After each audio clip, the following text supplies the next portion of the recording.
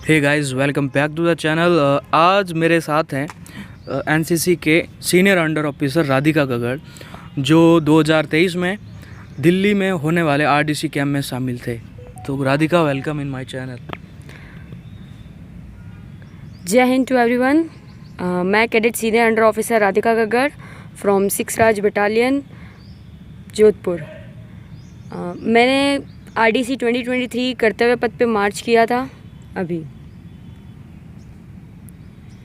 आपसे जानना चाहेंगे राधिका जी, सिलेक्शन प्रोसेस क्या है आरडीसी में? बेसिकली जो ऑफिशियल सिलेक्शन प्रोसेस स्टार्ट होता है वो होता है जून जुलाई के मंथ में, जो आपका एटीसी कैंप जहाँ स्टार्ट होता है। ऑफिशियली वो होते हैं सिलेक्शन प्रोसेस स्टार्ट। लेकिन जिस दिन से आप एनसीसी में आते हो उस दिन से ही सिलेक्शन प्रोसेस एक तरीके से आपका स्टार्ट हो जाता है। आपके सीनियर्स, आपके एएनओज, आपका पीए स्टाफ वो आपको वॉच करता है कि किस बच्चे के अंदर कितनी कैपेबिलिटी है, क्या मतलब वो बच्चा कितना कर सकता है, और इस तरीके का सिलेक्शन प्रोसेस रहता है। और सबसे पहले आप अपने कॉलेज से सेलेक्ट होंगे, फिर बटालियन, फिर इंटर बटालियन, फिर ग्रुप लेवल, फिर इंटर ग्रुप लेवल, देन फिर आप डायरेक्टरेट लेवल से होते हुए आप आरडीसी जाते हैं और एक अपने डायरेक्टरेट को रिप्रेजेंट करते हैं जाके दिल्ली में। सिलेक्शन प्रोसेस में क्या क्या दिक्कतें फेस करनी पड़ती है एक कैडेट को? क्या प्रॉब्लम्स आती हैं सिलेक्शन में? सबसे पहली चीज़ कि आप अपने आप से लड़कर जाओगे। सबसे पहली चीज़ अपने दिमाग में ये चीज़ डाल देना कि आप अपना 100% दे दोगे, और अगर आपने अपना 100% दिया है तो डेफिनेटली है कि आप जाओगे आरडीसी हो चाहे कोई भी चीज़ हो, आप अपना 100% दो हर चीज़ के अंदर। सबसे पहले आप अपने मन को मजबूत करो। कहने वाले बहुत कहेंगे आप आरडीसी नहीं जा सकते, ये नहीं हो सकता, वो नहीं हो सकता। नहीं, आपको किसी की बात नहीं सुननी, आपको सिर्फ अपनी प्रैक्टिस पे ध्यान देना है। और ऐसा नहीं कि सिर्फ एक बार आपने अच्छे से ड्रिल सीख ली या आप जिस भी फील्ड में हो आपने वो चीज़ अच्छे से सीख ली तो कि हाँ मुझे तो आ गया। नहीं, आपको उसे वापस कंसिस्टेंट रखना पड़ेगा जब तक कि आपका वो इवेंट ख़त्म नहीं हो जाता। कहते हैं कि आरडीसी कैंप के अंदर छोटे हाइट वाले लड़के और लड़कियां नहीं जा सकते, और मेरे सामने जो सीनियर अंडर ऑफिसर राधिका हैं उनकी हाइट बहुत छोटी है। राधिका, आपकी हाइट कितने सेंटीमीटर? मेरा है 157 सेंटीमीटर। तो इनकी सबसे छोटी, मतलब पूरी जो परेड ग्रुप होता है उसके अंदर सबसे छोटी हाइट इनकी थी, फिर भी इन्होंने आरडीसी कैंप के अंदर सिलेक्शन हो गया। पूछेंगे आपसे, छोटी हाइट होने के कारण फिर भी आप आरडीसी कैंप के अंदर जाते हो? सबसे पहले तो मैं ये चीज़ कहना चाहूँगी कि आरडीसी के अंदर हाइट का कोई क्राइटेरिया है ही नहीं। रिटर्न डीजी एनसीसी ने कोई क्राइटेरिया नहीं निकाला है हाइट का कि आपके कर्तव्य पथ पे ये हाइट चाहिए या ड्रिल में ये हाइट चाहिए, ऐसी कुछ नहीं है। ये सिर्फ हमारे मिथ हैं कि आरडीसी के अंदर हमें हाइट चाहिए। ये आगे जो सिलेक्शंस होते हैं उसमें वो बस अपने अकॉर्डिंग देखते हैं कि नहीं हमें एक हाइट की गर्ल्स चाहिए, तो इस अकॉर्डिंग ये इन्होंने मिथ बना दिया है कि सिर्फ लंबी हाइट की गर्ल्स जा सकती है आरडीसी। ऐसा बिल्कुल नहीं है। और अगर आपकी हाइट छोटी है थोड़ी सी, तो मैं ऐसा कहूँगी कि आपको बहुत ज़्यादा कहीं ना कहीं एक जिसकी हाइट लंबी है उससे थोड़ी ज़्यादा मेहनत करने की ज़रूरत है। बिकॉज़ अगर एक हाइट के 160 है और एक 165 है और दोनों के ड्रिल एकदम परफेक्ट है, एकदम इक्वल है, तो 165 वाले को सिलेक्ट किया जाएगा। तो इसीलिए अगर आपकी हाइट छोटी है तो मैं ये कहूँगी कि अपना इतना एफर्ट लगाओ और अपने आप को इतना बेहतर बनाओ कि एक बार देखने से ही कह दे कि नहीं इस बच्चे में या इस बच्ची में कुछ तो है, और अपने आप को इस तरीके से रिप्रेजेंट करो कि यस। आरडीसी कैंप जाने के बाद आपकी लाइफ में, आपकी निजी ज़िंदगी में, आपकी एनसीसी लाइफ में क्या परिवर्तन हुआ? मैं अपनी लाइफ की बात करूँ तो सबसे पहले हम जब डीजी एनसीसी पहुँचे तो उस 1 तारीख को 31 दिसंबर को हम डीजी एनसीसी पहुँच गए। 1 तारीख से कैंप स्टार्ट होता है। कैंप स्टार्ट होता है तो वहाँ का शेड्यूल क्या होता है कि जो जैसे मैं कर्तव्य पथ इवेंट में थी तो मैं मेरा शेड्यूल बताती हूँ। मेरा शेड्यूल ये होता था कि हम सुबह 2 AM पे उठते थे, 3:30 हमारा फॉल इन होता था विद सेरेमोनियल्स।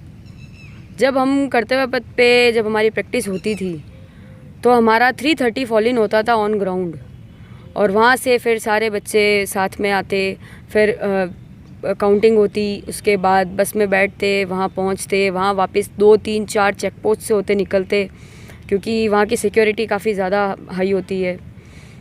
ये ऐसा करते करते हम वापस, हमारी 6 बजे करीब प्रैक्टिस स्टार्ट होती, जो हमारी प्रैक्टिस चलती 11:30 12 o'clock तक, और इसी बीच में हमारा ब्रेकफास्ट भी होता। उसके बाद हम 1:30 तक वापस DGNCC कैंपस पहुंचते थे। उसके बाद वापस फॉल इन होके काउंटिंग होती और फिर हम हमारे बैरिक्स में जाते। तब तक हमें 2 o'clock तो हो ही जाते थे। कई बार 2 o'clock हो जाते, कई बार 1:30 हो जाता, कई बार 2:30 भी हो जाता। और उसके बाद हमें सिर्फ 1 hour का रेस्ट मिलता, जिसके अंदर हमें हमारा ड्रेस भी चेंज करना है, हमें खाना भी खाना है और हमें रेस्ट भी करना है। और उसके बाद वापस फॉल इन होता और सारे कैडेट्स एक जगह बताई हुई थी, वहाँ पे सारे DI और सारे कैडेट्स आते और फिर वापस हम जाते करियप्पा ग्राउंड शाम को प्रैक्टिस के लिए। और वहाँ करीब हमारी 1 hour 30 minute ये प्रैक्टिस चलती और उसके बाद हम फ्री हो जाते थे। बट होता ये था कि जब हम शाम की प्रैक्टिस के लिए जाते थे वो होते थे करियप्पा ग्राउंड में, और जो कर्तव्य पथ के कैडेट्स होते हैं उनके लिए पूरी यूनिफॉर्म और हर चीज़ न्यू आती है, तो उनका साइजिंग लेना करना, इन सब में जो हम शाम को फ्री होते थे वो करीब 7 o'clock हो जाते थे, 7 PM। और उसके बाद हम हमारे वापस बैरक में आते थे और फिर खाना वगैरह खा के 9 बजे तक हम सो जाते थे। तो कहीं ना कहीं पूरा जो शेड्यूल होता है बहुत ही ज़्यादा हेक्टिक हो जाता है। आपको खुद के लिए भी टाइम नहीं मिल पाता, कई बार बहुत बार नहीं मिल पाता है। तो वो जो फेज़ था अपने कंफर्ट जोन से कहीं ना कहीं बाहर निकालना, बिकॉज़ सुबह 2 बजे उठना, 1 बजे उठना आसान नहीं होता। मतलब कई बार तो बच्चे ऐसे मजाक करते रहते, वो 1 बजे तक सोते नहीं और हम उठ भी जाते थे, ये चीज़ होती थी। तो अपने कंफर्ट जोन से निकल कर कुछ भी करना, RDC जाने का मतलब है कि आप अपने कंफर्ट जोन से बाहर निकलोगे, और वो आपको सिर्फ वहाँ नहीं अपनी लाइफ में भी बहुत हेल्प करेगा।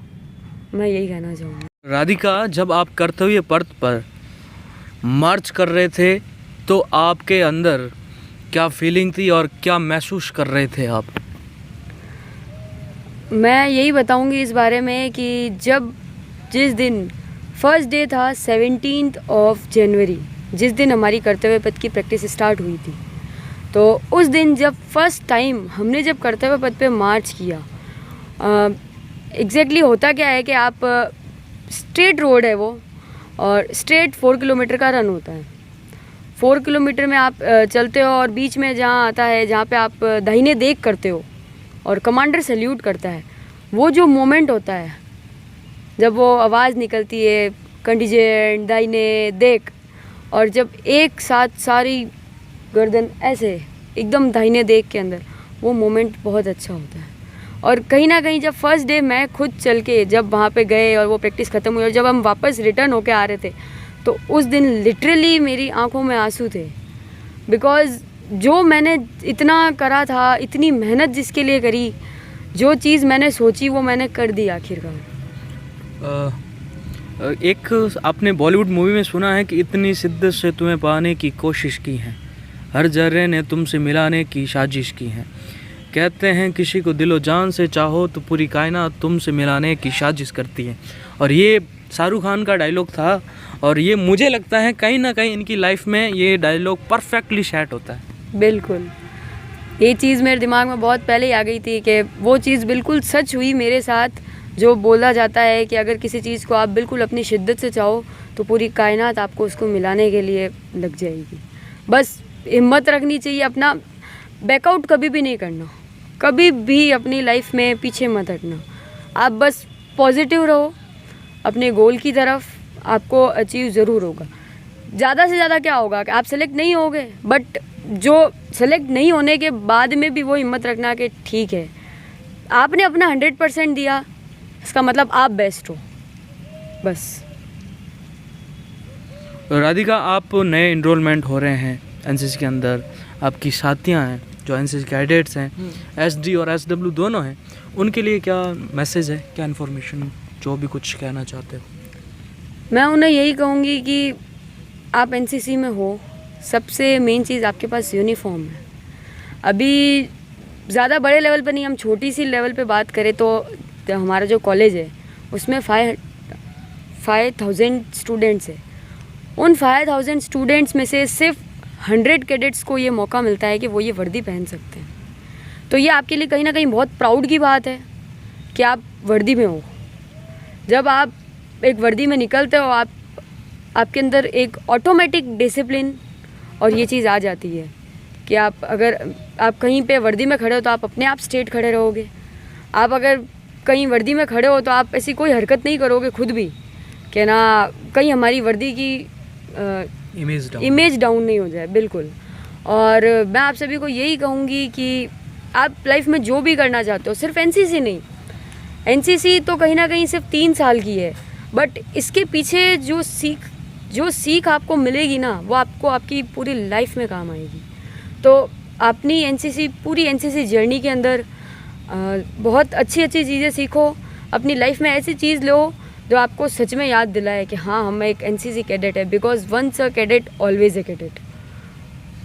तो गाइज़, ये था हमारा पॉडकास्ट राधिका गग्गड़ के साथ। इनका बहुत अच्छा अनुभव रहा, और अगर आपको कुछ नया वीडियो चाहिए तो कमेंट कीजिए, और हम राधिका के साथ दूसरा वीडियो ज़रूर पार्ट 2 भी लॉन्च करेंगे।